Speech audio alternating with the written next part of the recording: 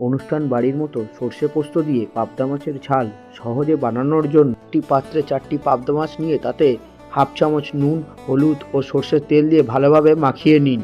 এরপর একটি পাত্রে কালো সর্ষে, সাদা সর্ষে ও পোস্ত নুন দিয়ে ভিজিয়ে রাখুন। টাকা সর্ষে পোস্তর সাথে একটি কাঁচা লঙ্কা দিয়ে মিক্সিতে মসৃণ পেস্ট বানিয়ে নিন।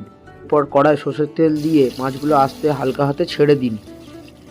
মাছগুলো দুপিঠ ভালোভাবে ভাজা হয়ে গেলে একটি পাত্রে তুলে রাখুন। এবারে মাছের ঝাল বানানোর জন্য ওই মাছ ভাজার তেলে দিয়ে দিন কালো জিরে ও আদা এবং হলুদ ও লঙ্কার গুঁড়ো। এই দুটো কালার আনতে খুব সাহায্য করবে।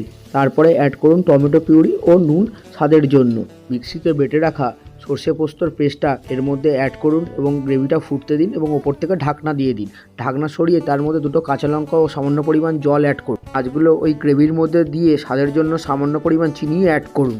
গ্রেভি থেকে যখন সুন্দরভাবে তেল বেরিয়ে আসবে তখন ওপর থেকে ধনেপাতা ছড়া দিয়ে গরম গরম ভাতের সাথে পরিবেশন করুন।